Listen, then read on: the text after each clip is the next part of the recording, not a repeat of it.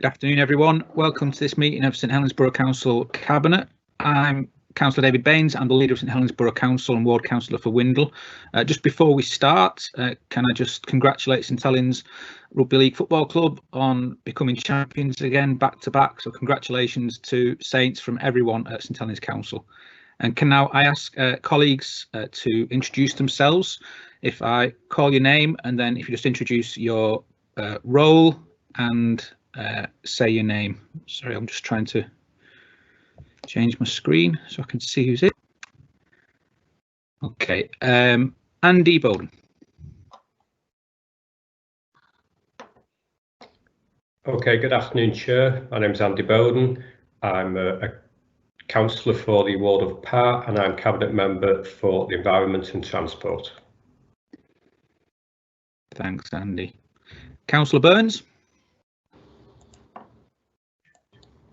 Thank you, Leader. Good afternoon, everybody. I'm Anthony Burns. I'm a Cabinet Member for Public Health, Leisure, Libraries, Arts and Heritage, and a Ward Member for Haydock.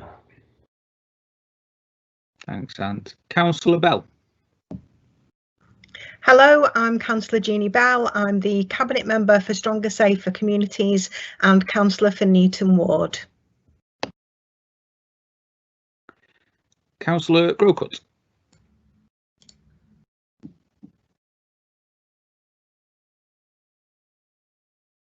Good afternoon, I'm Kate Grocott, Cabinet Member for Education, Skills and Business and Ward Member for Parr. Thanks, Kate. Councillor Quinn. Good afternoon, Chair. Good afternoon, everyone. I'm Marlene Quinn, Councillor for West Park, Cabinet Member for Integrating Health and Social Care. Councillor Bond.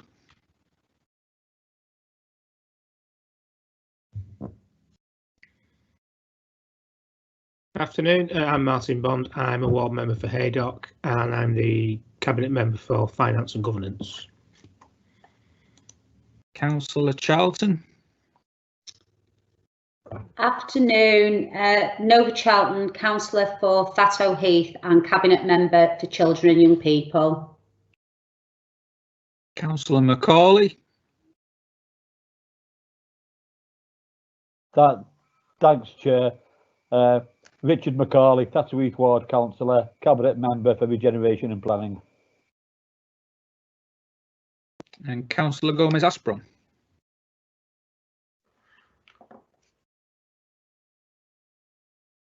Good afternoon, I'm Seb Gomez Aspron. I represent Newton the Willows and I'm Deputy Leader of St Helens Borough Council.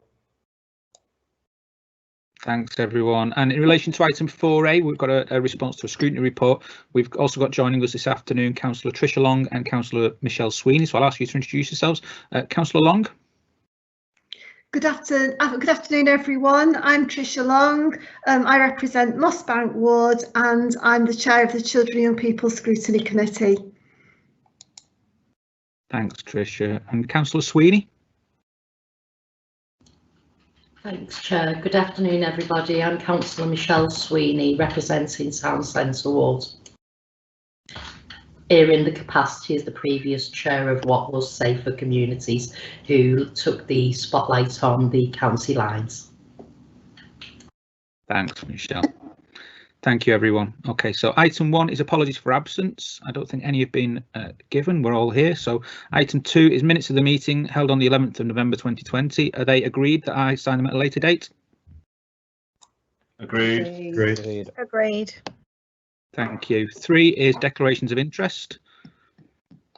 4 is issues arising from overview and scrutiny. So 4A is cabinet response to spotlight review of county lines issues in St Helens. Councillor Charlton. Thanks, Chair. I'd like to thank Councillor Sweeney for her hard work around the county lines and Councillor Long for continuing with the action plan and also the officers for the work in this area. It's a timely report, this, because county lines remains an issue both for us locally and nationally, and I recognise that there's been a lot of work done within the partnership regarding this area. I know that Councillor Bell has had a big involvement in the work being carried forward. And I think what's really important when you look at the action plan is about raising the awareness of county lines. And I think what we need to do going forward is we all need to be vigilant when it comes to county lines, and we all need to take responsibility to mitigate this problem. The recommendations in the action plan in Appendix 1 are spot on, and really it's a really good piece of work, and it's a good action plan to take us forward. So I won't say any more regarding this. I just ask that Cabinet approve the actions outlined in Appendix 1. Thanks very much, Councillor Charlton. Councillor Long, would you like to speak? Thanks, Chair. Just a few words. County lines is a vitally important and key safeguarding challenge for all providers who work or who have contact with children and young people. While I was part of the County Lines Task and Finish group, I'm only here as the receiving chair for this report because of the reorganisation of our scrutiny committees, and it was rightly decided for the report to come to my committee, which is the Children and Young People's Services Committee.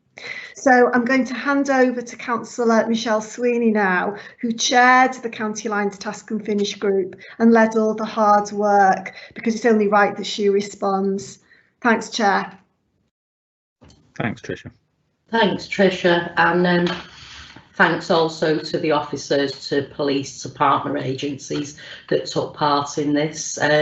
Seems a lifetime ago now, with the onset of COVID. Also to thank both portfolio holders, Councillor Bell and Councillor Charlton, for pushing this through.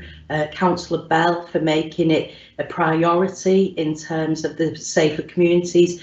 I know now it's been passed to CYPS, but I think the way that we took it was that it was an issue of safer communities for all of our communities, whether it be our partner agencies, whether it be parents, whether it be educators, social services, and I also agree that it should go back to CYPS now for that work to continue and the action plan and the actions to be delivered.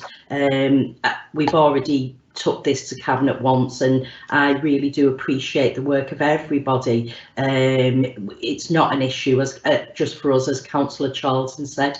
This is a national issue, and this follows on from the reducing violence and homicide strategy in 2018. One of the key findings that came out of that this is not any issue that one agency can deal with. This absolutely is a multi-agency approach that is required.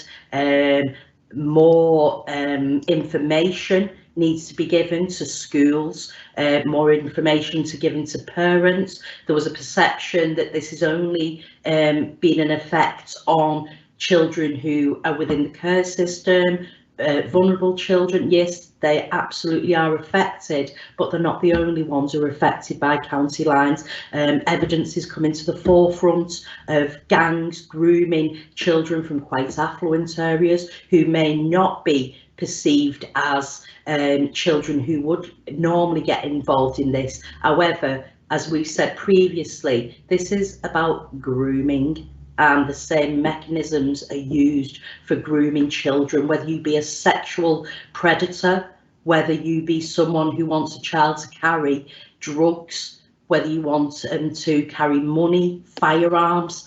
This is something that is prevalent in all of our areas, and the methods that are used are very, very similar. Befriend, get them part of a group where they feel safe. Oh, I'm not doing anything, this is for my mates. My mates asked me to do this. The reality is they're carrying large quantities of drugs across county lines, things that can affect the rest of their life.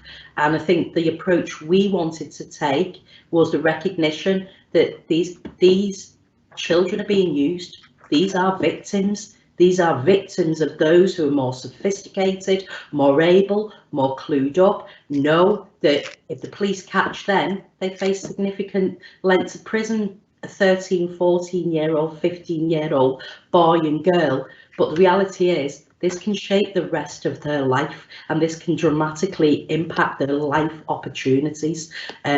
So for me, it was really positive to see the PAMS Mersey project, to see the multi-agency approach that was happening, to see the funding through the PCC, highlighting this as an area of significant concern. And we all know absolutely this is an ongoing issue. New factors will appear, and that this is an ongoing process. So there won't really be an end to this work. It will literally be ongoing, finding out the new techniques that the predators are using to go below the radar, and the agencies certainly that came to the spotlight really showed a willingness to understand, to engage, to recognise children as victims. We've now got the Giles Trust work being undertaken in Merseyside, which is another positive. So I really recommend the recommendation. I really am quite grateful for the recommendations, and that this has been given the serious that it requires, and to see that this is going to be an ongoing piece of work. So thanks to everyone who was involved. It was really appreciated, and I do think from it we're going to really get some positive outcomes for our young people in St Helens, and I know that work is already going at pace to try and raise awareness in St Helens. So thanks everybody. Thanks, Councillor Sweeney. Are there any more questions or comments on this report? Is that agreed then? Agreed. Agreed. Thank you, everyone. Okay, with permission of Cabinet, we're going to move item 6 and take that next, because Councillor Charlton has got more council business that she's got to attend to shortly. So if we bring item 6 up the agenda, and it's on Safeguarding Children Partnership Annual Report, and I'll ask Nova to introduce this item now. Thank you, Chair. So you've got the annual report in your packs. It's for 1920, the newly established Safeguarding Children Partnership. So just to put it into context, the partnership was established in May 2019. It's in following statutory guidance resulting from the Wood Review. So although there's no requirement for an independent chair, there is a requirement for independent scrutiny. And within the borough, we've complied with national guidance, which has been ratified by the Department for Education. So in the report, it provides an overview of the safeguarding activity within the borough, and also contains information and challenges from our independent scrutiny lead. So the report did go to the Safeguarding Children Partnership Board on the 26th of October, and I just ask that Cabinet note this report today. Thanks, Chair. Thanks, Councillor Charlton. Are there any questions or comments? Okay, is that agreed for noting them? Agreed. Agreed. Thank you. Agreed. Okay, item 5 is a paper on the LGA Recovery and Renewal Panel, Key Reflections and Action Plan, and it's myself introducing this one. So just before I ask colleagues if they have any questions or comments, I just want to say that I'm delighted to present this report, which provides an update on the reflections of the Independent Local Government Association, the LGA Recovery and Renewal Panel session, which was held in September, and which incorporates a draft action plan for discussion and agreement, which members will have seen. This process was an opportunity for myself as leader, our Deputy Leader Sevi, for the Chief Executive and for senior officers to come together virtually with our peers to reflect on what the council has achieved and learnt in responding to the COVID-19 pandemic, to discuss with peers the challenges and the opportunities that COVID-19 has presented for the council and for the local area, and to consider the steps that the council wishes to take towards ongoing recovery and renewal. The LGA made it clear that since the council's corporate peer challenge in early 2019, significant progress has been made, and that this has helped put our council in a strong place to lead and deliver on a local reset post-COVID. Examples include the progress made in children's services, as highlighted in a recent Ofsted virtual monitoring visit, the movement to a one council approach, the addition of new senior officers and greater capacity, and the further development and hard work of senior councillors. The LGA also highlighted that the pace of this improvement journey is evident. In responding to the COVID-19 pandemic specifically, the Council have acted swiftly in taking on new roles and responsibilities to support residents and businesses through the pandemic, not least under the St Helens Together banner, which we introduced in April, and the ethos of which is here to stay. The note at Appendix 1 to the report acts as a high-level summary of the key reflections from the more detailed discussion that was held in September. And in addition, the action plan at Appendix 2 identifies the 6 headline themes for which officers and members are in the process of progressing. Like I think everyone on the call and everyone associated with the council, I've never been more proud of St Helens than this year. In dark times, we've shown that our community spirit, our kindness and our strength can't be beaten, and I'm proud of the role that our councillors played in supporting residents, businesses, charities and other groups through 2020, and at the same time as welcoming a new senior officer team and tackling many internal changes and challenges. I'm therefore very happy to present this independent report which acknowledges this work and the potential that exists in our council and our borough, and I ask colleagues to support the recommendations. But before that, can I ask if there are any comments from colleagues or questions? Sally?